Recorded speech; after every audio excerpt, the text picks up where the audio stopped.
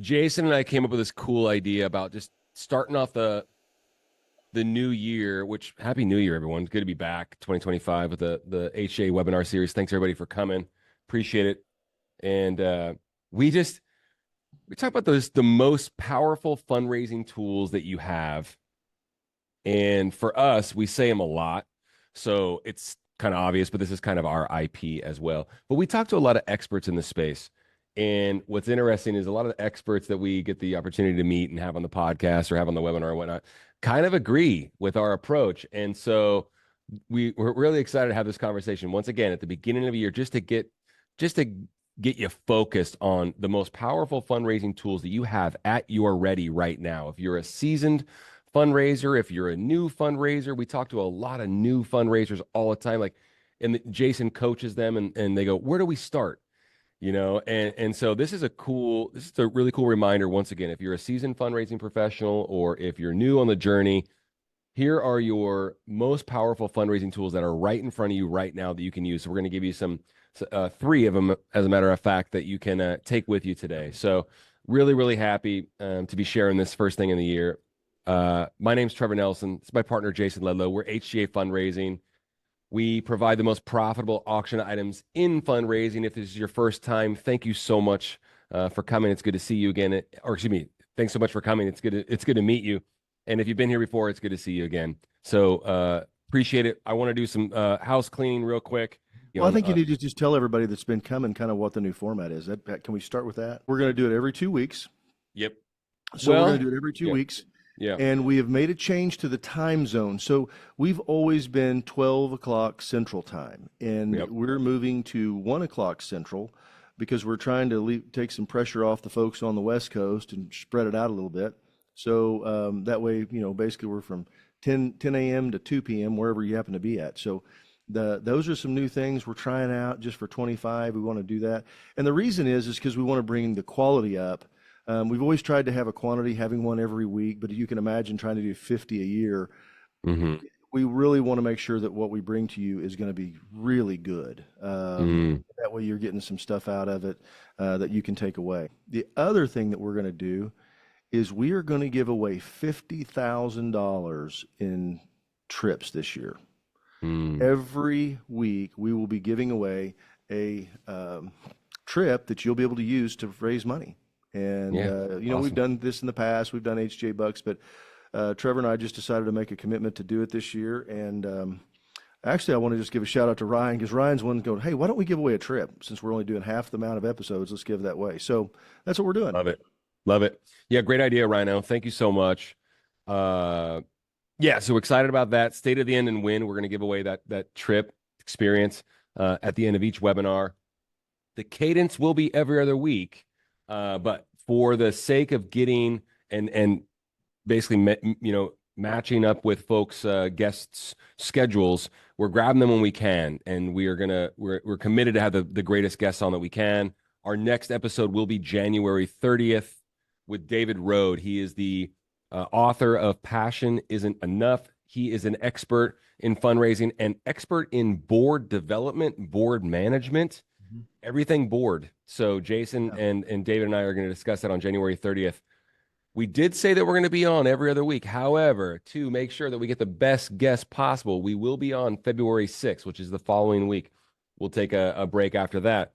February 6th, we're going to have our dear friend Amy Myers and her team from MDA talking with Jason about the fund of need, and not just about the fund of need and the mechanics of it at your event, but how to get pre-committed dollars, pre-committed fund needs, matches, the whole nine, dollars in the door and committed before your event even begins. So Jason's done this for a very, very long time. Amy's done it for a very long time with her team as well. So that's going to be an awesome panel discussion on the fund of need. Make sure you, once again, take note of that, and you'll be hearing from us with registration and all that good stuff and the advertising for it. So January 30th will be our next episode with David Rode. Make sure that you register as soon as you get the email, and we appreciate it. So happy once again to talk about today the three most important fundraising tools that you have in your arsenal. We think that the first most important fundraising tool that you have at your ready right now that you can formulate is your message. your Mhm. missions, marketing, message. Tell folks what we mean when we say that, Jay. So let me give you some background on this. One of the things that I've found over the last 30 years of doing this is that everybody struggles, everybody from the staff, the executive director, the board, the volunteers, donors, to really be able to describe what the organization's mission is in 10 words or Mm, less. If you give somebody enough time, I mean, they can struggle and bounce around and you'll have everybody do it. But if you do it, if you had five people give the message, you're going to get five different messages most of the time. mm-hmm. So let me give you an example. Here at HGA Fundraising, ours is we help nonprofits raise more money. That's it. It doesn't matter what position you are, any one of our employees, whether they're on the booking team, the administration, one of our sales team, that's what they talk about. They say, we help nonprofits raise more money. Because what you're trying to do is start a conversation with someone. Mm-hmm. Mm-hmm. And the idea, is like we buy formula and we provide formula and diapers for moms, Mm-hmm. for their infants or something, or we send kids with cancer to camp. It could literally be that simple. And one of the things that when you do that, it's real interesting. We had a fundraising boot camp 2 years ago, coming up on 3 years, in Dallas. And I did a little test with everybody. I had everybody write down in 10 words or less what it was. One, some of them couldn't do it. Two, we had three people from the same organization that gave three different answers. And my point to everybody was, and we did it in a nice way, so they didn't feel, because there were several people, they said, yeah, we did the same thing. So what we found was when people do this, if an executive director, a past president, and the VP of the board don't have the same message, how do you expect for your donors, your board, your volunteers, your staff to get on message? I hear people Yeah. say, we're talking about boards. They go, yeah, our board doesn't help. It's because they don't even know what to say. Now they know what you do and they can explain it to somebody, given enough time, but in an initial brief elevator pitch moment, what is it that you do? We send kids with cancer to camp. Yeah. It's real simple. Wow, tell me Yeah. more about that. That opens a door for a bigger conversation. And it's when you're raising money for 2025, let that be one of the first things you do. What is it or say? You don't need to redo your whole mission statement. That's not what this is about. Nope. Break what it is that you do down into the simplest components in 10 words or less. If you can get it down to 5 words, great. We send kids with cancer to camp. It's 7 words. It's that simple. Mm-hmm. So, It's interesting you bring yeah. that up because I was at the Children's Cancer Camp Association, the Children's Oncology I Camping know you were. Association event in November, and we Hmm. were doing this as a breakout session, and there were three people from the organization, and they're lovely. They said the most beautiful things about what they do, and each one of them said something different. It Yeah. was so interesting, and they were so grateful for the nudge, not from me. I got this from you, but the idea of just nudging them to make sure that they actually spent the 90 minutes at their next board meeting to make sure everyone was on the same page because that is just such a powerful tool if everyone can say the same thing. And someone even suggested at that conference, Jay, they're like, hey, listen, we revisit this every 6 months. We just talk about it. It doesn't take 90 minutes usually, but if something changes or maybe we're funding a new program or what have you, we just talk about it and just flush it out But, for, but I can 30 tell you minutes. right now, Yeah. I will bet you $1,000 right now, Mm-hmm. anybody, Mm-hmm. that the main mission of what the organization does will not change in 6 months. I could see that. I could see that. Because Cool. because that's where everybody makes a mistake is they start saying, well, but we've got 19 different programs. Okay, who do the programs go? Who are they aimed at? Who is 90% of it aimed at? Mm-hmm. Teenagers. Okay. There you go. Yeah. So break it all down. What do? We provide counseling to teenagers in need or teenagers in trouble. I mean, it could be really that simple. And once you do that, once you break that down and you get that throughout your organization and you start using that word, using that phrase, this is a marketing mission. You can use it in everything. You can use it in social media. You can use it in radio advertising. You So can use it good. in mailers. You can use it you can put it on your signature. In calls. Yeah. All this stuff. But the most important thing is whenever you have this opportunity to meet someone, the number one thing that I hear board members, staff members, volunteers say, we don't know what to say. I'm uncomfortable because I don't really know how to say it. I know Good this call. was a great organization. I believe in what we do, but when it comes for me to say something to somebody, I get locked up because we make it so complicated. And we think that we have to go straight into presentation mode. This is not presentation. This is relationship building. Even if I already have a relationship, if I call and I say, "Hey, Trevor, this is Jason with ABC Charity. You know, we're the folks that send kids with cancer to camp," and you go, "Yeah, yeah, yeah. Hey, we're having our fundraiser coming up, and I'd really love to talk to you." And instantly, though, that imprints on you. You know exactly who it is because it's so simple and so easy to say that I can say it and you're going to remember who that is. Or if it's you've never heard about it.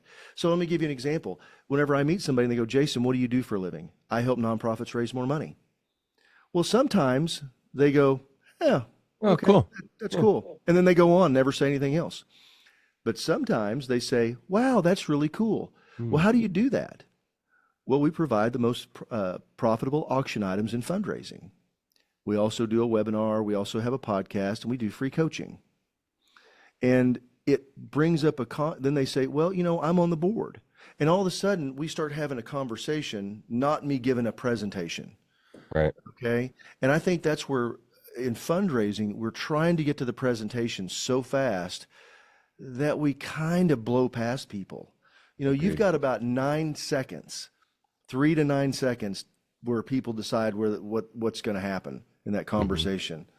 And, you know, am I really listening? Because they may be polite and listen to you, but what they're listening to, it's like, you know, something from Charlie Brown. Wah, Mhm. wah, wah, wah, wah, wah, wah, wah, wah. Charlie Brown's Because, teacher. Yeah, yeah. because they haven't you haven't locked them in. They don't have an interest. Yeah. And somebody goes, "Well, but what if they just say, well, that's nice," and they walk on? They just self-selected and saved you some time. Yeah. Because you could spend the next 30 minutes telling them all about the stuff about your organization, and they're still not going to give you any money. So I believe the number one thing that a fundraising professional can do is to get this down.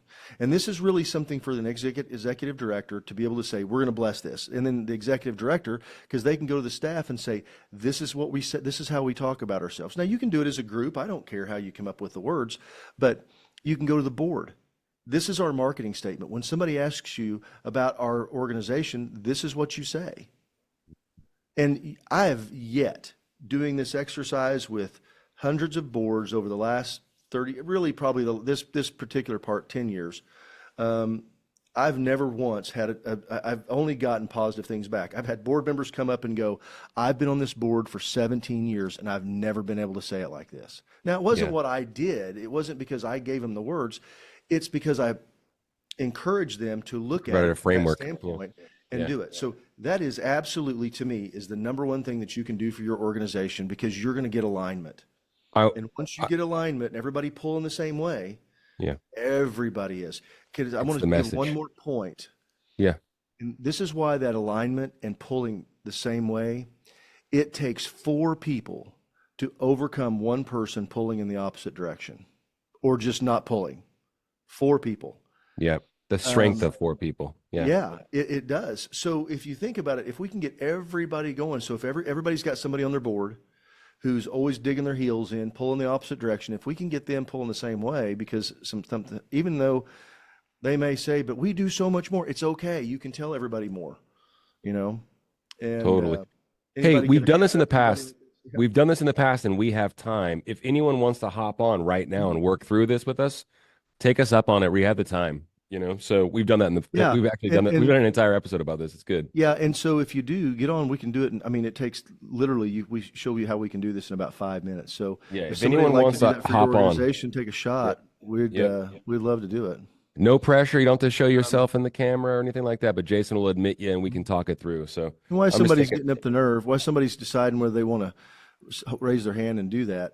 I do want to say that if somebody is, you know, this free coaching, if you click on this right up here, if you Do that Scan because you it. want to, maybe you don't want to do it right here, but you think you'd like to do that. I'd happy to set up a time and do this with you. So please feel free to do that for free coaching because we do it no cost, no obligation. It's something we'll spend an hour with you and do that. So Awesome. we'll we talked about that. So once we have that part of it down, what do you think the next step would be? Second What's the most next most powerful important? fundraising tool. Anyone in the chat, go ahead and shoot your idea what the second most powerful fundraising tool that you have is. Message is number one, the missions marketing message. Mm-hmm. Well, okay. All those answers. It's a good question. It's a good question. Yeah. So it's my belief, and again, you don't have to agree with this, but I can tell you this: it may not be in your top three. It's in my top three, but maybe it's in your top five, top 10. It should be. It's everybody's top 10 at least. The second one is, who do we already know? I think one Relationships. of the biggest mistakes that nonprofits make is the only time they reach out to their top contributors, their top. Oh, we got Doug. He's going to jump on this. We'll come back. Let me finish this thought, Doug, and I'll just bring you on real quick, and we'll do it. Cool. So the thing about relationships is one of the things is the last time I talked to Trevor, about our organization is the last time I talked to him about asking him for money. And Yeah. one of the best things that you could do in 2025 is pick out your top 20 stakeholders, your donors, your biggest fans. Pick up the phone, call them, and ask them for input. Mm. Ask them some questions. Ask them how they see things going. Ask them what they think about. Ask them whatever's, Asking for whatever. feedback on the new program, the new Yeah. thing that you built, Just what have you. Yeah. because what happens is you've got typically people that have a significant capacity, not all of them. Some of them will give you stuff that you really don't want to hear. And that's part of it. But a lot of times they're going to start being engaged in a way that you never thought possible because they're going to say something like, Trevor, I've been writing checks to you guys. Nobody's ever asked me this. I really appreciate the call because I really think that there's a way that you guys could take advantage of ABC and it could do something like this for you.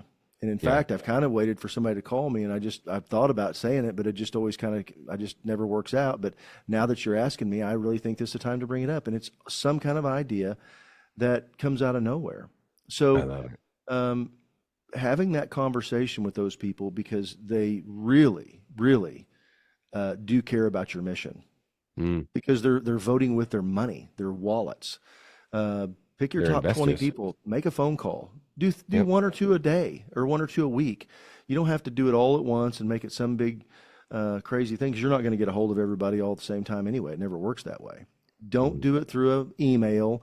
Don't do it through you can pick up the phone, and we're going to come back to this most powerful fundraising tool in a lot of ways, and do that.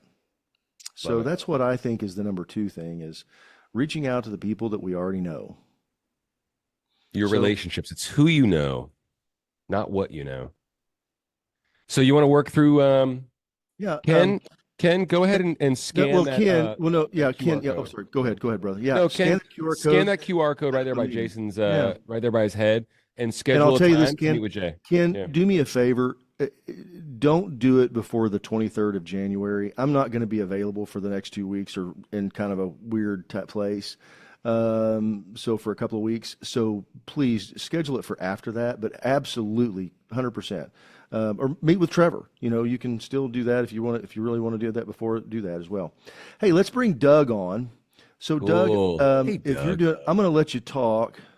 Let's just see if I can. I'm going to promote him to a panelist. So, Cool. Doug, I'm going to bring you on as a panelist.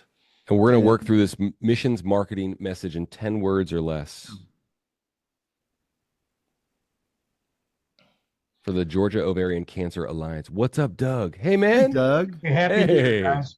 What's How up? are you? Long time no talk. How are Good to you? see everybody. Yeah, it's a knee replacement, vacate. Yeah, what life was happening. So, Uh, Yeah. Well, good, man. It's good to see you, brother. It's good to see yeah, you. everything was good. Thanks a lot. So yeah, we've talked about this that Mm-hmm. at nauseum. Okay. a central message, Okay. a centralized parrot type message. Okay. It's push the button, you get the message. And we've actually, I put my message, our long mission statement in Yeah, there. we saw that. And I think it's like you were talking about, everybody tries to get as much information into that mission statement as possible. And Jason, your Charlie Brown teacher was perfect impersonation there. It was that's exactly the feeling you get. You see people drifting off. Yeah. And if you can make it short and sweet, it now puts the onus on them to go, oh, what does that mean? What do Yeah. you mean by, like you said, that stimulates that conversation. Totally. And we're actually have a board meeting tonight, and we are actually discussing this topic. So it's very, very, It's very poignant. unique. Good. I copied and pasted the mission statement just in the chat so everyone can see it and follow along. And we're Yeah. going to work through this. Jay's going to work through this with you, and then Yeah. I'll So a answer couple any just to questions. give you an idea, a couple that I've come up with over the last week or so, and we started talking about this, is simple. It's educating women about the risks and symptoms of early detection of ovarian cancer. I love that. It's Okay. So, all right. It's so funny that because I was just writing this down and see if I could do it. And I got it 1, 2, 3, 4, 5, 6, 7, 8, 9. I got it to 9 words. Because what happens is, well, first of all, we say we want to increase awareness. Okay. Well, just by simply educating people, that's going to increase awareness automatically. 100%. Yep. So we can take that part of it out. So we want to talk about, who we are. Now, in the part of a name, that's not included in the 10 words or less. Okay. So I always say, that's a tough one because everybody's name is what it is, but it's what you say after. Because if I say, hi, I'm with the Georgia Ovarian Cancer Alliance. Really, what do you guys do? Bingo. This is whenever you come on. Yep. We, okay, educate women and their families about ovarian cancer. That's all you have to say, because automatically when you educate somebody, what are you going to educate them about? You're going to educate them about the risks, the treatment, early detection, and all that stuff. That's going to be consumed in that. And so when somebody goes, really? Well, tell me more about that. And there's your bullets. Yep. Then you can bring about it. We're really focused on talking about the risks, the symptoms, the treatment. Yeah. And and the early things that lead detection. to early detection. Yeah. So that I gives love your that second, follow-up. because the most important part, in my opinion, my opinion and my experience, is that you've got to be able to say it in 10 words or less. What is it that you do in the most simple, concise method, Doug? And once you get that, then somebody goes, tell me more about that. Yep. Because somebody somewhere is affected by ovarian cancer. We've all had somebody in our sphere who's been attacked. And once they say that, if they don't, then they don't, it didn't matter what you said, they weren't going to listen. Because once you say that, we educate women and their families about ovarian cancer. Really? Well, tell me what you educate them on. Early detection, Risks, symptoms, like you treatment, said, the risks, symptoms, and then you have the conversation. You're not just throwing up on them. I love this. And what we're trying to do when we build if I build a relationship and I go, hey, Doug, how are you doing? Tell me what you do for a living. And you start throwing up on me, then it becomes a one-way presentation. And I'm like, hey, excuse me, Doug, I see the water fountain over there and I need to go talk to it for a few minutes. And it's that kind of a thing. So as you're doing this, gang, folks, as you're looking at this, keep those things in mind. Yes, what you do, how you do it, not you're wanting to take what you do. Then the follow-up is how you do it. We talk about, we educate. Well, how do you do that? We talk about the risks, symptoms, treatments of ovarian cancer that lead to early detection, because we know that that's the number one thing. And then you can go into all the things. One of the things I'm going to just tag onto this is, what is it, when you're asking for donations, is to break that donation into amount of mission impact. And the simplest thing that I can explain to you guys with all my heart, okay? I know that different money does different things, But what happens when you break it down into an incremental impact of people treated, because everything's different. Everything costs different money. The simplest way it is, how many people did you touch, educate as best that you can tell? And then what was your budget? How much money did you spend? If you take those two things, divide them in, you know what your number is. Right. Even though you may say, well, if we educate a school, it's going to cost us, $262.87. Okay. If we do this, it's going to be that. If we do this email, all these different things cost different amounts. Make it simple on yourself. Mm-hmm. Yeah. We helped and, we educated and assisted 1,500 people last year. Awesome. What's your budget? It's $2 million. To the division on that, and you know what it costs. And that way, when you do this, you're talking to someone and they say, especially when you come to the asking for money part, I'm not asking them for dollars. I'm saying it costs, it costs $150 per person for us to be able to do this mission. Now, what I'm asking you for is not a money amount. How many people would you be willing to help? You're asking for impact. Impact. No question. And then, because, if I'm sending kids with cancer to camp and it's $1,000 a kid, and how many kids would you like to send to camp?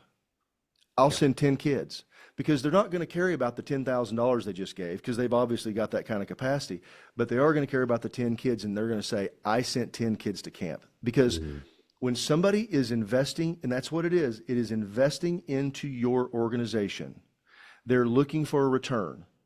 If I buy a stock, if I buy Apple or Google or one of the big, Tesla, whatever, what is it that I want? I want a return. Yep. Well, they want a return too. But what the return is that they're looking for is an emotional return. They want to know that they've helped some people, because I've yet to see a rich person take $10,000 or $50,000 and go give it to somebody on the side of the road. Now maybe it's happened, not saying it hasn't, but I've yet to see it. Now, why would they do that? Because it's not a good investment. They're not going to get leverage with that money. But with an organization like Georgia Ovarian Cancer Alliance, I know that I'm going to get some leverage. They're going to take my dollars, they're going to go use it and help educate 1,500 women and their families about how to do this, whatever the numbers are. And so, as we're looking at that, that's the second piece of that mission is, what is the mission and what is the impact? The way I've tried to explain to my board is that everybody says you're supposed to have that elevator speech. You're supposed to have this, you're supposed to have this. This is even before that elevator speech. That's the initial hook. Yeah. That you then then it expands into the 30-second, then it's into the minute. Next thing you know, you've been talking to the guy for 15 minutes and you see the eyes light up, going, oh yeah, well, how can a 6-year-old be affected by ovarian cancer? And then you've got them, and then you work from there. The part you mentioned about showing the impact, our gala a couple years ago, one of our funded needs is for a program that we have, and it's components of that program. The guy said, hey, I donated 250 hats to your Bag of Hope program. Well, right there, I knew what the dollar amount was for that level. And I was, oh, fantastic. We didn't mention money at all. And that was it. So again, I'm glad I feel good about doing that, because that's validates what we're doing going from there. That's absolutely right. Well, it's you see the result. The result is that, because if I go ask somebody for $5,000 and I don't tell them what the $5,000 is going to do, well, did I help one person? Did I help 50? Did I help 500? It doesn't matter. If it costs you $5,000 to execute your mission, because that's what it costs, that's okay. If the impact's there and somebody wants to be a part of it, they're going to do it. Now, maybe they can't give you 5,000. They go, well, I can't do a whole one, but I could do a quarter. Yep. Or I could do, and that's how you break that down. Exactly. And all those things come in. So good stuff. Well, Doug, great, thanks, guys. Well, thank you very much. I appreciate it. Thanks for hopping on. Appreciate you, Doug. Good to see you. Oh, no worries. Good being back. Yeah, glad you're great to doing have well, you back, man. brother. Thank you. Thank you. So we educate women and their families about ovarian cancer. 9 words. Is that your final answer, Jay? Yeah, that's my final answer. I'm gonna email Doug Just that because you've got an extra, before his the deal is 10, but if you can get it to 5, if you can get it to 2, I mean, sure, we help. yeah, there you go. So, hey, Doug, thanks so much for taking the time and for hopping on. Thanks Anyone for else that doing wants that. to flush out the missions marketing message? We still got a half hour on the webinar. We do want to get back to our second most powerful tool of that you have in your arsenal right now. And Jason mentioned, just going back, it's who you know, right? And you're nudging folks, encouraging folks, reach out to your top 20, and the number could be 10, it could be 40.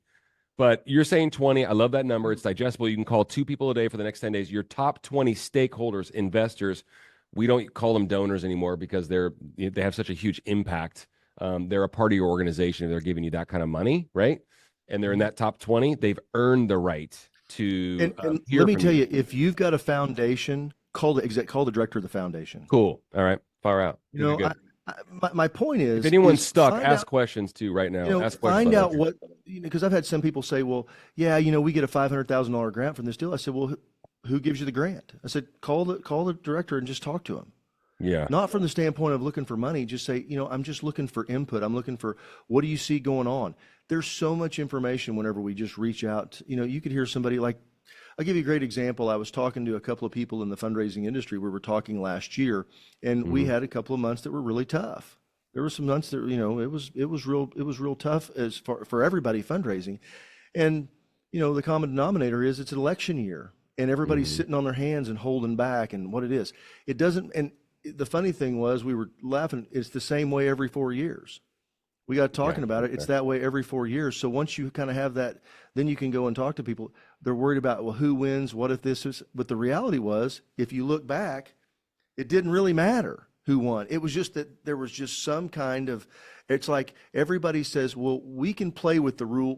Once we understand who's going to be in there, we understand the rules we have to deal with, and we can deal with them. But it's just the unknown. And they can't make a decision one way or the other because they don't know what the rules are going to be yet. Totally. So, Yeah.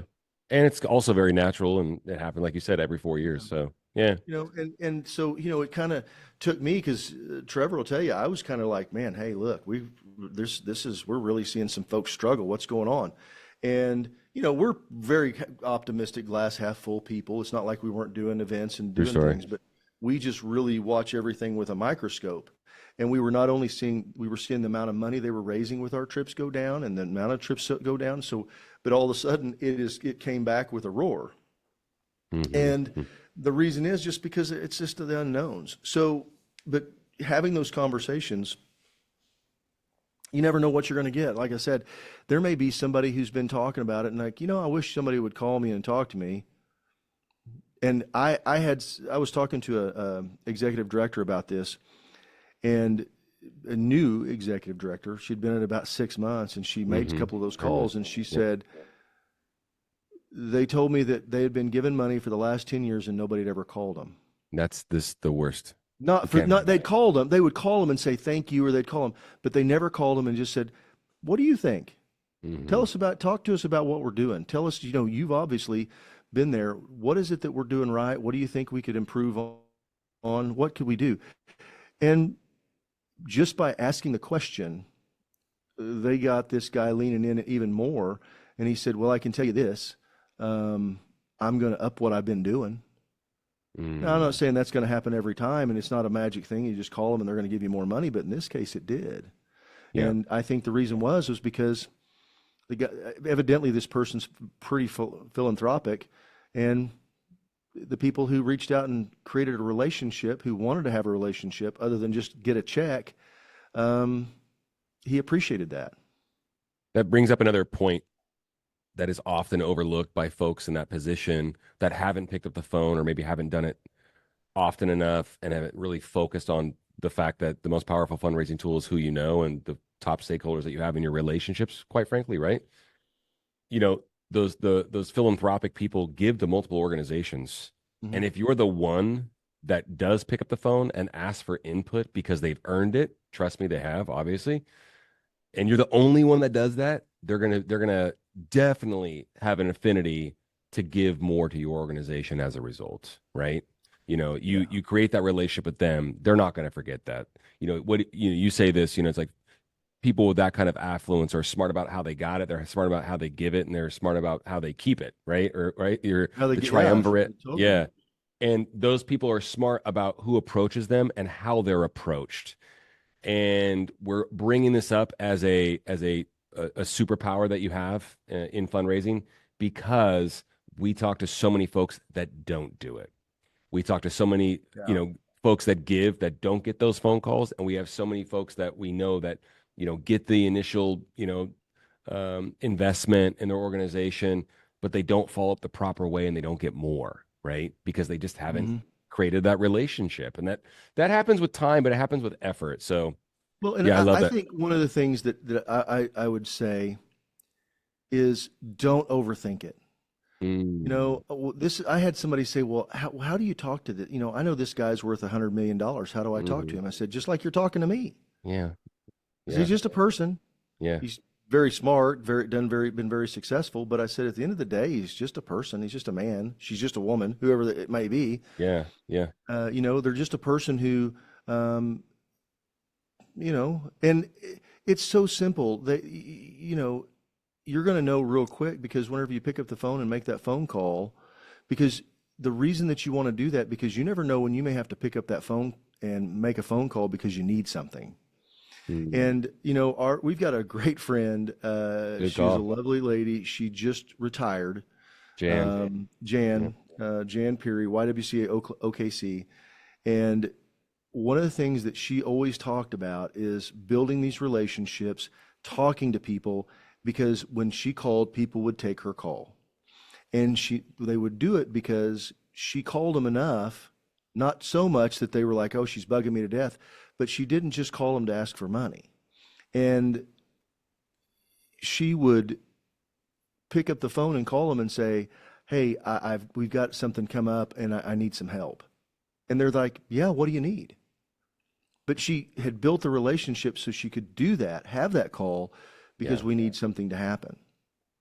Yeah, you And can't when just do you that out of do nowhere. that, one of the things that I also know about people who are philanthropic, I had this, I witnessed this with my own eyes. There's a gentleman here where I live in Oklahoma City, very wealthy, very philanthropic. He's on a mission to give everything away that he has, and he has a lot. Mm, that's cool. He's got his name on built, on university buildings, and Hmm, we're hmm. talking that kind of ability. An organization that he is near and dear to, uh, the executive director made a comment to him. I think we're not going to have to turn any kids away. Hmm. And he is the most gentlest, nicest, thoughtful man. And I saw real, I don't know if it was anger, but it was frustration. Hmm. And he looked at her. He looked at the executive director, and he just put his pulled his pointer out, and said, "Do not ever let money be a reason that a kid can't come to this camp." And I thought, just witnessing and watching this happen, uh, that was the point. He's like, "I have money. Do I want to pay for everything? No. I want this to sustain beyond myself and have other people come in and help support it. But if you've got 4 or 5 kids that you don't have the budget to go get, let's not do that. Let's make sure these kids get. That's what we're here for." And I think that's where they want to give this money away. They want to do this. It's not like Hmm. they're trying not to. What's the word? Um, you know, Bury their head in the sand and not pay attention to what's yeah, going on, and not yeah, have a care in the world for impact. yeah. And no, they're absolutely craving Mhm. that. Um, so recapping, most important fundraising tool that you have, the ability to craft a genuine and brief Mhm. missions marketing message, your message, most powerful fundraising tool that you have. You can do that at your next board meeting. Doug is doing it tonight, as a matter of fact, at his. So awesome. Yeah. Real life case study. That's great. I love that. Two, most powerful fundraising tool that you have. Number two, your relationships, who you know, your top 20 stakeholders, your top 40 whatever it might, however it applies. If you want to create a list or a hierarchy of importance, sign up for a free coaching session with Jason. He'll work that through with you, and you guys can flush that out. Okay, that's really cool. Three, the most powerful fundraising tool that you have. And just so you understand, the underlying point is these are all things that you have at the ready right now. You don't have to go to school for this. You don't need CFRE points and all these credits and all this to utilize these things. These are things that are available to you right now. Drum roll, Jason. Jason, what is the most important numero uno? We went three, two, one. The most important fundraising tool that you have right now. Well, I'm gonna say it's the most powerful. Is this right here? This is the most powerful fundraising tool. Everybody's got one. I don't care whether it's Apple or Droid, whatever it is. Even BlackBerry. If it's, even this right here. It's Whoa, the phone. weird. I haven't seen one of those in a while. Yeah. So Do you have one of those? I do. Do you have one? Nuh-uh. Are you having phone envy? Yeah. I love landlines. Yeah. All right.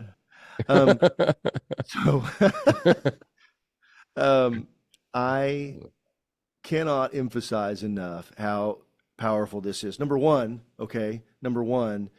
if you go to your contacts and you start looking at the contacts, the amount of contacts that you have, and the amount of contacts that your board has and everybody else, there is so much fundraising potential in here. Millions of dollars are locked up in these phones.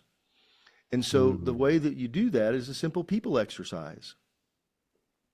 You go through and you start in the A's and you just start writing people's names down. And the question that you ask is real simple. We call it the people exercise. The question that you ask is, would they be sensitive to our mission? That's it. See, everybody thinks of, well, I got to go think of a rich person. No, you don't. You just got to think of a person. Now, then what do? Once you've got your list of people, then you can go down the list and go, can they write a check for $10,000 and not miss it? If they can, you put a green check there. Okay, that means they've got money capacity. Could they fill a table at an event with people that could come and spend money? If they can, put a check by that. That's under people. Okay, that means they're connectors. If they have a nephew that's an astronaut at NASA, you put a check under special access. Special access could be anything. It means they're really close to your town's mayor. They're best friends, childhood friends with them. They have a really great backyard. They've got a jet. They've got a helicopter. It could be anything. They give piano lessons. I don't know. It's the fact that they've got some kind of access. There was a guy I know. He was a recording artist. Has songs that were recorded in Nashville, and people were like, well, we never thought. I said, yeah, let's get him to come play and we'll auction it off. And we did, and we sold it twice, and it raised like $10,000. And it was because and he was glad to do it. And it was his fraternity brothers are the ones that bought it, which was cool, That's awesome. And so all these things. That's access. That's access. See, we're looking for access. So those three things, that's how you break people down. And somebody goes, well, what if they're not all three of those? I said, then put a fourth check called a V for volunteer. And that's where you can start recruiting volunteers from. Because maybe they don't have the ability to write a check for $10,000. Now, that doesn't mean that we're going to ask them, and it doesn't mean that there's not other people that won't write a check for $10,000. Okay? It's just that we believe that they have that kind of capability, and it lets us somewhat profile our donor base, or when we start talking to people, to understand how the conversation is going to go. I mean, love it. Sometimes it's the simple conversation. Somebody can write a check for $10,000, and you're saying, "Hey, Trevor, our event's coming up. I'd like you to come sponsor it. I know you can. I know you care. I'd love to have you and Shelby come and be a table sponsor. And here's one. I think the one I'd really like to see you do is, $10,000, but we've also got it one for 25 and we got one for 5. And it's really, that's how you're building that relationship. And when you build a relationship with the people that you know already and build relationships, going back to our friend Jan, she had built a relationship with a guy for 5 years. 5 years she talked to this gentleman. And it took 5 years. The first time that they brought their corporate giving over to her organization, the first gift was $50,000. I mean, awesome. It's building relationships. Because whenever she said, whenever I picked up the phone, he actually called her and said, "Hey, Jan, hey, we're making a change. We want to start with 50,000." It wasn't, "Hello, may I speak to Jan?" It was, "Hey, Jan," because they had built a relationship together. Mm. And, sometimes as I see this as fundraisers, they think they don't have the time. And I know your time, average staff is 2.5 FTEs per organization. And if you've got 2.5 employees, that's a lot of work on those folks. And you feel like you don't have time, but everyone has time for 3 phone calls. So the second piece that you can do with this phone is 3 phone calls a day.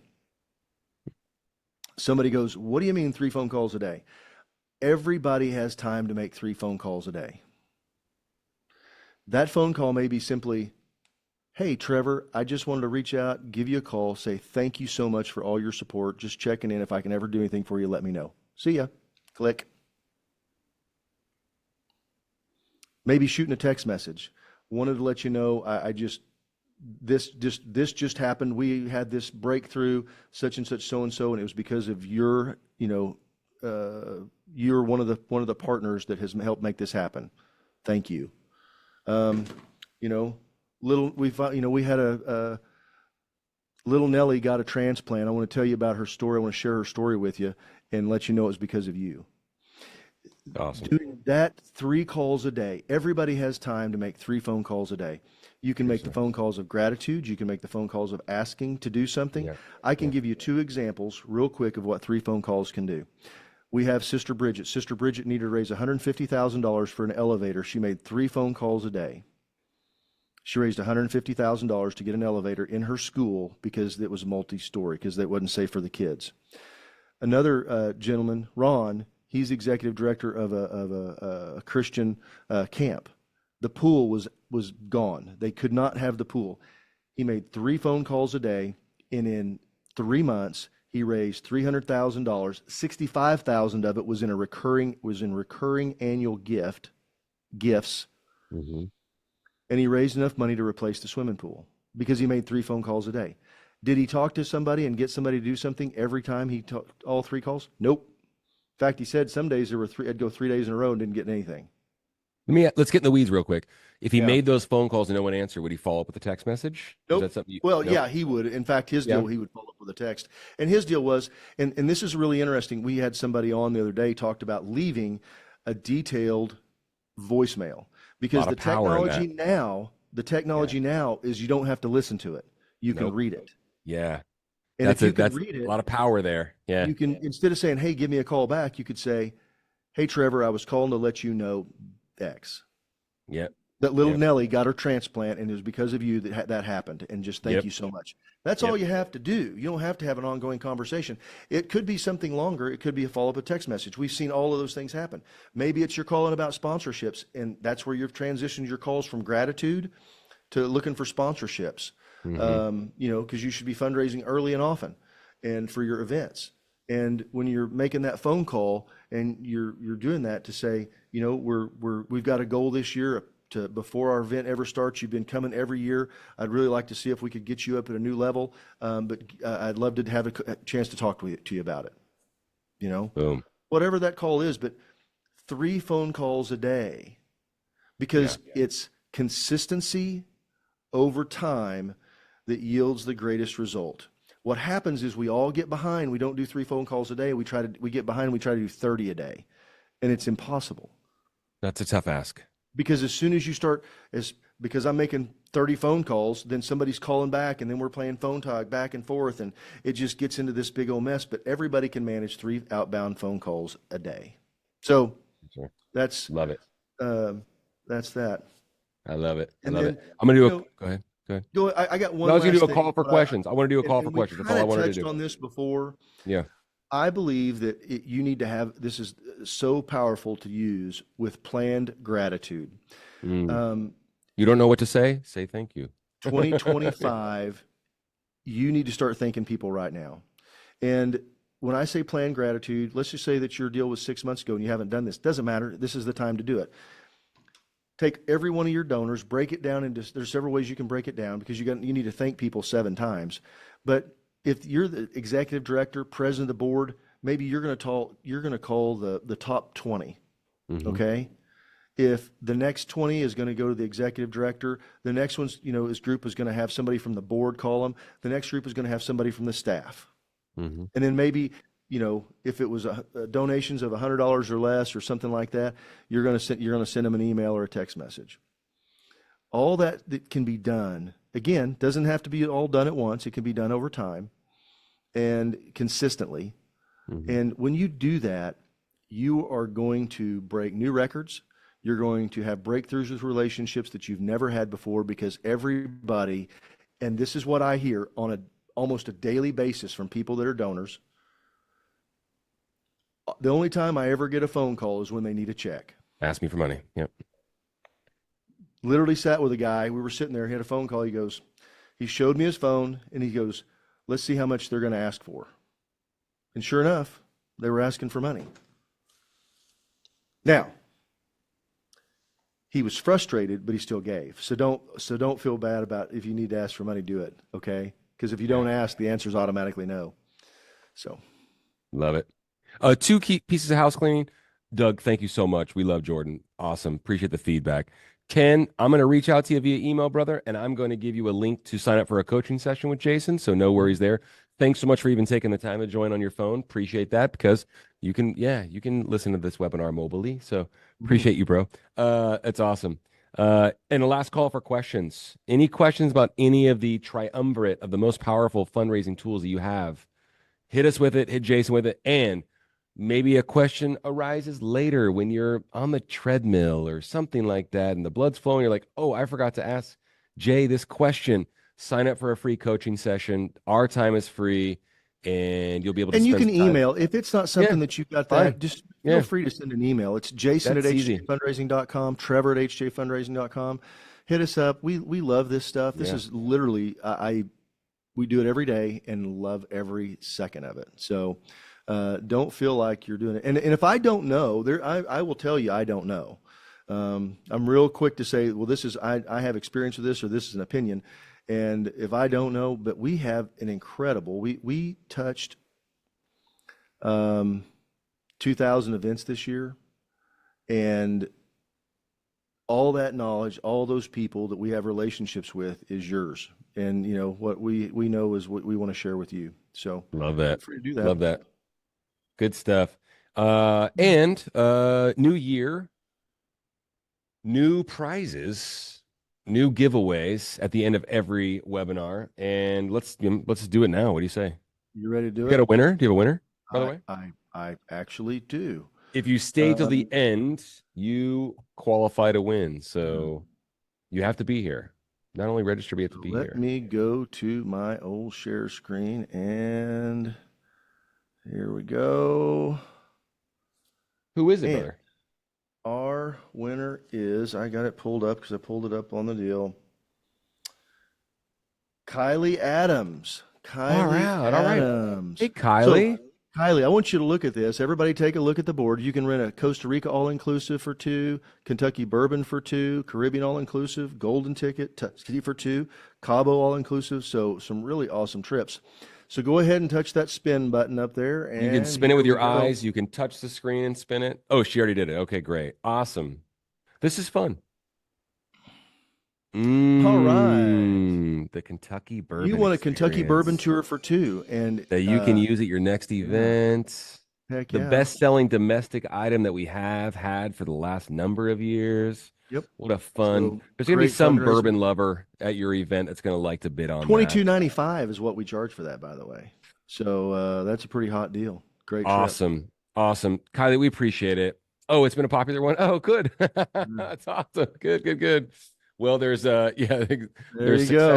success bias there. That's fantastic. That's Popularity awesome. bias. Love it. Thanks so much for coming, Kylie. Thank you everyone for coming. Please be sure to join us.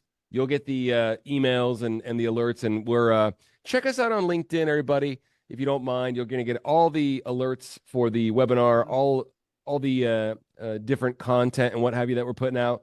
We do have a brand new LinkedIn page for our podcast. Amazing podcast episodes that we've been doing.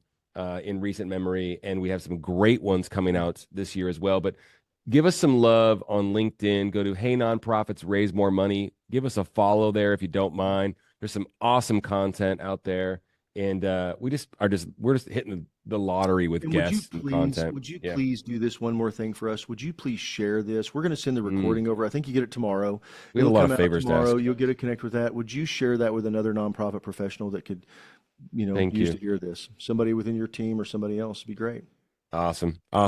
Thank you, brother. All right. Appreciate it. Happy New Year, everybody. Thanks so much for coming. We'll see you all on January 30th if we don't hear from you before. So thanks so much. Appreciate you. Take care. See ya. All right, later.